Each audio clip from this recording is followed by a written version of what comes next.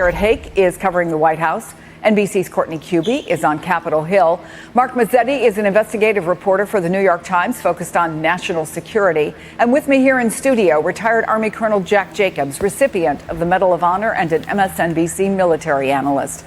So, Garrett, no decision from the president. What do we know about what's happening behind closed doors? Who might have his ear? Bring us up to speed.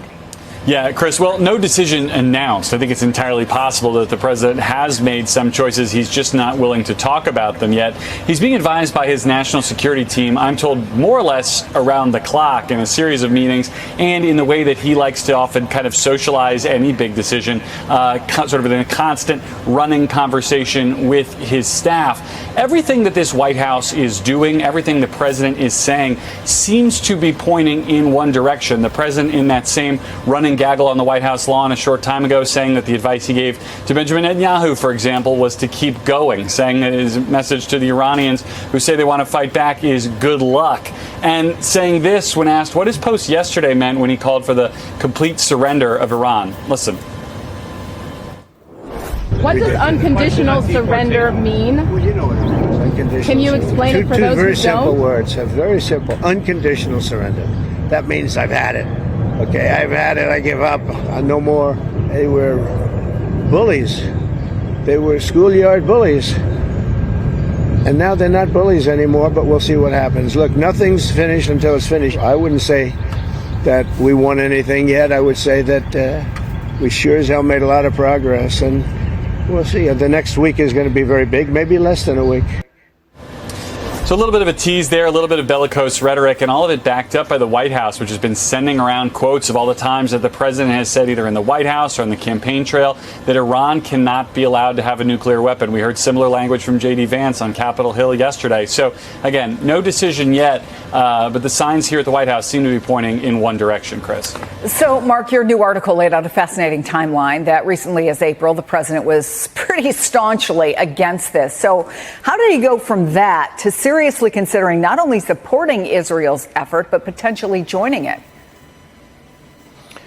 Well, some of it has to do with the increased leverage that Prime Minister Netanyahu had since last fall. The things that used to keep Netanyahu from striking Iran, like a Hezbollah retaliation, like Iranian missiles, like the fact that they had to fly through Syrian airspace, all these things sort of fell away last fall, and the risks to Israel and to Netanyahu lowered. And so he began this renewed push this spring to strike. And by late May, it was clear to U.S. intelligence that Israel was going to strike with or without the United States. So Netanyahu, who once needed the United States, needed them less so. And so then Trump was put in this position of, well, would he join once Israel attacked? Now, of course, we know that Israel can only do so much. And what awaits now is this decision about whether the United States will join with these bunker buster bombs that Israel does not have to get deeply fortified locations. So in a way, it became Netanyahu doing something where it became a fait accompli, and then it's now in Trump's court. Yeah, and Colonel, as he said, we may learn something in the next week. Who knows when, maybe sooner, if the U.S. commits to helping Israel take out Iran's nuclear facilities, even just the one at Fordo, which is the one that's deeply embedded in a mountain. What are the chances we could... Shalom. First and foremost, I want to give all praises and glory and honor that's due to Yahweh, Ba'ashem, Yahweh Shai, Ba'ashem Rakakadash. I'd like to give double honors to apostles and elders of Great Millstone that rule well. Blessings and salutations to the hopeful elect. Noise in the gospel brought. Living up the standard of Yahweh, Ba'ashem, Yahweh Shai. Wherever it may be, this is another lesson through the Spirit. Lord, so to be quick and edifying. Salakia. Damn. But anyway, Slakia. But several videos have been going out regarding this whole World War III update. It says, what's the risk of the U.S. if all-out Israel-Iran war breaks out? Well, I know if. It's just a matter of when. Okay, whether they fall back and declare some type of peace talks or whatever. Scriptures say peace and safety, then sudden destruction. So it's no matter of if, it's when it happens. Everything is on the Lord's timing. As we're seeing the battle between the small hats and these Iranians are, I think this is like the 5th or 6th day, if I'm not mistaken. But with no side seeming to concede Netanyahu, you know who, but Netanyahu is basically trying to pester America into this war because they know that America is the war machine and they're the only power that's really willing to back them through thick and thin when it comes to global domination. All right, NATO and the EU don't really fuck with the small hats like that, but they're still allies because they're still Western hegemonies. Now, the UK and France was mentioning of getting involved if tensions escalate because that's the way that it's set up. But overall, they're really gunning for America to join the war, and this is why Trump is taking more of a stalemate on that approach because Russia basically stated, you better not attack Iran, because if you attack Iran, then we're going to attack you. And I've always said that the Americans, they're going to be forced to fight the Russians, man. Okay, it ain't going to be because they choose to fight them. They're going to be forced to fight them because that's what the scriptures say. All right, and we know that the small hats, they're like, put it to you this way. Just imagine if you got that little brother, right, that wants to go and fuck with everybody, and you are dealing with another brother of a bigger enemy, so to speak, and you know your big brother, he may got hands, but he ain't on a level as the nigga you fuck up with, brother, because he's got a track record of laying shit down. So basically, you gonna get your brother beat up because you're trying to pick on a little man, and you already told him, leave my little bro alone. So you're going to get your other brother beat the hell up, man. Because ultimately, you're going to provoke Russia. And then America's going to have to get involved because that's a major superpower. Which America, you know, they want to destabilize Russia, but they don't want to do it as far as a confrontational war. Okay, they want to do it through political means or sanctions or espionage. And if they can set up a puppet leader up in Russia to do the bidding of America, then hey, that's checkmate. They'd rather go that route of being so-called diplomatic before they actually fire a shot because they know that they don't have the firepower. Well, they have the firepower, but they don't have the mental toughness among their troops to carry out a full-fledged war. And then you have China. Then you got North Korea. Then you got the Arab world that's going to unite with the Armenians or the Iranians, and they're basically going to do away with the West. All right. So anyway, got a couple of precepts. Not going to be a long lesson, but this is the book of Joel 2:1. It says, blow ye the trumpet in Zion and sound an alarm in my holy mountain, and let all the inhabitants of the land tremble, for the day of the Lord cometh, for it is nigh at hand. Okay, the day of the Lord, aka the war of Armageddon, which will be the deliverance of the Hebrew Israelites, so-called Negroes, Hispanics, and Native Americans. All right. You had this woman by the name of Kim Iverson, and I called Whit for the video yesterday, and she did a horrible attempt. And I wouldn't even say she attempted to break it down, but she was basically going into the scholars' versions of the breakdown of Ezekiel 38. And it was a shit show, to say the least, because at the end of the day, no matter what they're trying to conjecture up, they don't understand the prophecies, man, because Ezekiel 38, yeah, it goes into the war of Gog and Magog, and it goes into this conflict that we're getting ready to approach. But when it goes into Israel, the land and the people being redeemed back into that land, they think that it's talking about those small hats. But see, they missing a big point of prophecy. When have the small hats have ever been oppressed? And when have they ever was sold on auction blocks? And also, where is that history of them being in yokes of iron and being carried to another side of the world on cargo slave ships to serve a punishment? See, and this is the common factor that these Christians and so forth, they miss these points, man. And a lot of them know, but they refuse to speak on it because, you know, they don't agree with our teachings. Okay, they don't accept that. They don't accept the fact that the Negro, Hispanic, and Native American is the biblical Israelites. They don't respect it, and they don't accept it because ultimately the hatred they have for us. Okay, so ain't no way in hell that the small hats fulfill Ezekiel 37 or 38. I mean, as far as the war is concerned, but the people, no. So she did a horrible attempt of recapturing the breakdown that these scholars did. And a lot of them breakdowns them scholars got, they got it from us, man. Watching the apostles and elders and the various videos that we've pumped out going into these particular prophecies. They've gotten it from us, man. That's why they're so emboldened on speaking on certain things with confidence, because they literally watched the apostles and elders of Great Millstone. They watched the Great Millstone videos. All right, you'll be a fool if you think they didn't. You know, now everybody knows about Gog and Magog. Oh, that's Russia. Fuck out of here, man. You devils ain't know a goddamn thing before you start watching our videos, because they watch us. But it says here, a day of darkness and of gloominess, a day of clouds and thick darkness, and the morning spread upon the mountains, a great people and a strong. There have not been ever the like, neither shall there be any more, even after years of many generations, man. All right? The World War III, because after there's the same. World War IV will be fought with sticks and stones, because World War III will be the annihilation of everything, is what, you know, the scholars say. But they don't understand that there's going to be an intervention before World War III can totally destroy the whole goddamn world. All right, Yahweh Shai is going to come and intervene and put a stop to it, because that war can destroy all humanity if Yahweh Shai didn't intervene. But definitely the West or America will be destroyed, and the land of Israel will be destroyed to be build it back up, all right, for us to rule in. It ain't gonna be some little strip. It's gonna be an entire land, all right, Saudi or all that. But it says here, a fire devoured before them, and behind them a flame burneth, and the land is as the Garden of Eden, before them and behind them a desolate wilderness. Yea, nothing should escape them. And that's when the missiles are shot over the horizon. It says the appearance of them is as the appearance of the horses, and as the horsemen, so they should run. Like the noise of the chariots on the top of the mountains, should they leap, like the noise of a flame of fire that devoured the stubble, and as a strong people set in battle array. Okay, going into the missiles.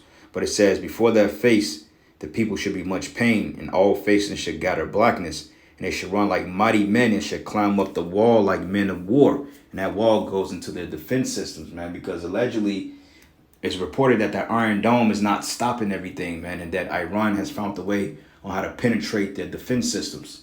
So you have bombs dropping down in parts of Israel right now, man, because Iran has found out how to bypass their protection, which that Iron Dome, even if it exists, you know, it ain't so iron out the all, man, you know, because the small has to really bluff.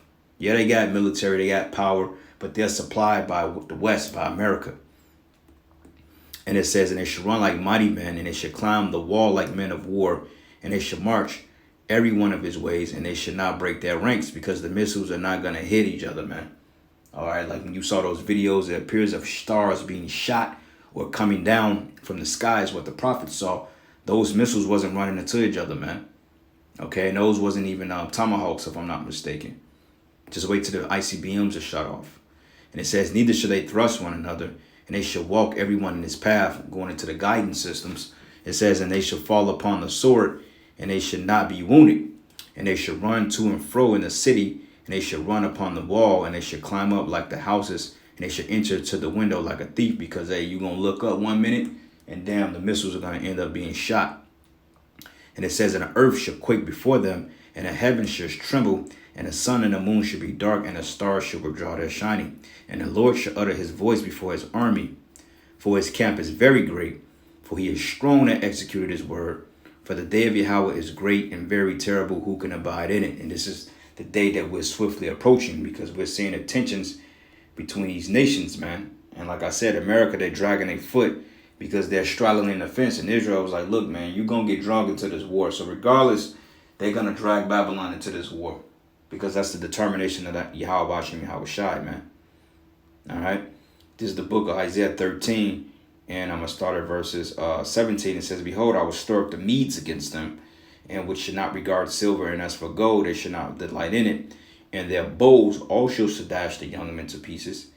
And they shall have no pity upon the fruit of the womb. Their eyes should not spare children. That's right. Because the missiles, they don't have any feelings. They just, you know, wherever the guidance systems are launched, that's where the missiles are going to hit. And it says, in Babylon, the glory of kingdoms, the beauty of the Chaldeans' excellency shall be as when Yahweh overthrew Sodom and Gomorrah, and it shall never be inhabited, neither should it be dwelt in from generation to generation. Neither shall the Arabian pitch tent there, neither should the shepherds make their fold there. But wild beasts of the desert shall lie there, and the houses should be full of doleful creatures, and the owl shall dwell there, and satyrs shall dance there. All right, and that's talking about when this place is totally destroyed. And it says, and the wild beasts of the island shall cry in their desolate houses, and the dragons in their pheasant palaces, and the time is near to come, and our days should not be prolonged. So, hey, this thing is quickly approaching. Now, we still have things like the mark of the beast. You had this guy by the name of Alex, what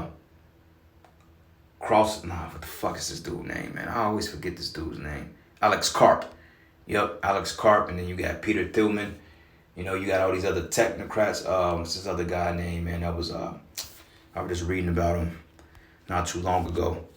But I know Whitney Webb brought it out some time ago. Let me see if I can find it.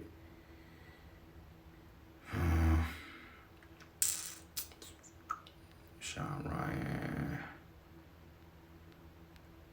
DOG colleague letter. No, it's not justice.gov. No.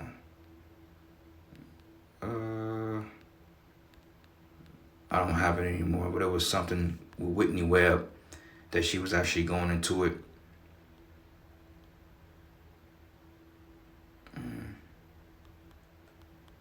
I don't know, I might have it somewhere. I just gotta find it.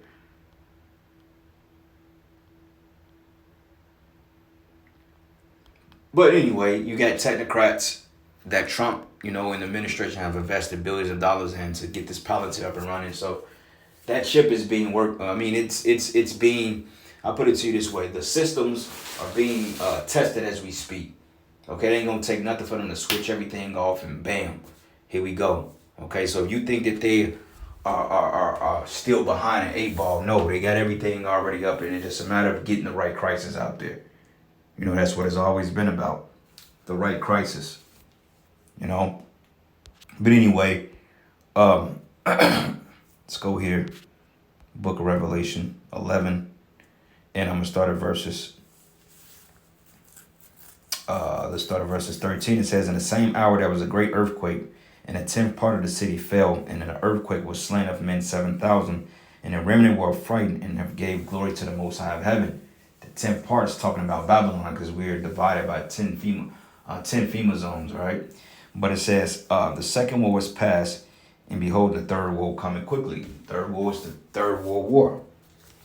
You know, the scriptures goes into the particular 3 wars, with the third war being the most significant, because that is the war to end all wars, to usher in the coming of who you ignorantly call Christ, which his name is Yahweh Shah in the Hebrew. All right. It's Jeremiah 50, and I'm going to start at verses 3. It says, for out of the north there cometh up a nation against her, which should make her land desolate, and none should dwell therein, and they should remove, and they should depart, both men and beasts, man. All right, when this place is ultimately hit. Let's go down a little bit. I'm going to jump around. It says, verses 9, it says, for lo, I will raise and cause to come up against Babylon an assembly of great nations from the north country, and they should set themselves in array against her, and from thence she should be taken, and their arrows should be as of a mighty expert man, and none should return in vain, the missiles. So everything is going to hit its respective target. These cities, like they're already talking about, particular cities on a watch list, because certain attacks and so forth may be a thing now. Of course, you know, they're fear-mongering and everything, but like that. But the scriptures go into how they should waste a portion of the land of the Assyrians. You see, so, hey, nothing is off the table now. You got to expect any and everything. Because, hey, Esau, he's getting ready to come down with great wrath. He's getting ready to lose his goddamn mind. You know? But anyway, just a quick lesson, giving all praises and glory and honor that's due to Yahweh Shem Yahweh Shai. Lord's will, you were edified. To the next lesson. Shalom. Limited at that. Well, it might be even more limited than what you're suggesting. It's not guaranteed that even one or more than one bunker buster bombs will be able to destroy that site. Well, is it the general belief that it would probably take multiples of? It definitely would take multiples of those bombs. And even then, you may only restrict access to it, and eventually it might be able to be recovered by the Iranians. So it might slow them down. But it won't necessarily take them out of the business of developing nuclear weapons. I mean, most of their a lot of their fissile material has already been moved to other locations, which we may or may not know about. So it's not going to be a knockout punch that people expect. You could However, you're going to expect counterattacks by Iran on our forces in the Middle East. Like we said, there are 40 to 50,000 Americans in the region, some of them in fixed bases. We have ships in the region, plus commercial shipping. You can expect that the Straits of Hormuz will be mined by the Iranians or their proxies. There'll be attacks from Yemen by the Houthis on commercial and military shipping. So it's going to be difficult to limit it. And we also have to keep in mind the fact that the Israelis, while they're not actually running low on their Iron Dome ammunition, they certainly have lots less of it now than they did at the beginning of the war. So there are lots of imponderables here. The likelihood of this being over in a short time, very, very low, Chris. So what did we hear, Courtney, from the Defense Secretary, Pete Hegseth? Did he have any more insight into the options that the U.S., that the president is weighing right now? No, not really. I mean, keep in mind, this was the first time that he's appeared before the Senate Armed Services Committee since his confirmation hearing back in January. So the questions were really all over the map. I mean, dealing with everything that has happened in a very busy past several months since Pete Hegseth has been Secretary of Defense. But he was asked about Iran. He was asked about conversations that he had with the president about possible options. He declined to give any details, though. Here's what he had to say. Most of what I can or should say would be reserved for a classified setting. I would say the president, obviously, any decisions on this matter are at the presidential level. My job, our job, the chairman and I, at all times, is to make sure the president has options and is informed of what those options might be and what the ramifications of those options might be. I appreciate that. You mentioned the troops in the region with I maximum expect- force protection at all times is being maintained. And that's really the biggest issue when it comes to what could happen here. If the United States were to be involved in a military strike or strikes against Iran, the biggest concern that officials we've spoken to have is what the military calls their second and third order effects. So would U.S. bases, U.S. personnel in the region, as you mentioned, there's thousands of them forward deployed in the region. There's ships off the coast. There's more moving in towards the region, literally as we speak. Would they be a potential target? That's the biggest concern. Officials telling us that they are at the highest state of readiness for the potential for some sort of attack. But Chris, the reality is they've been at a heightened state of readiness ever since October 7th. It's only been heightened since Israel began this air campaign, this strike campaign in Iran late last week. But defense officials are very concerned about the possibility that, again, if the United States were to be involved in a kinetic part of this conflict, so not just support, that there would be ramifications for U.S. personnel in the region. Thank you so much, Courtney Kube, on the Hill for us. So, Mark, we know there is this split between some hardliners who are pushing for a stronger response to Iran, others who want to stay out of the war. Tucker Carlson, who's very much in that latter group, did an interview with Senator Ted Cruz, who has advocated for regime change. And it started with Tucker Carlson asking Cruz if he knew how many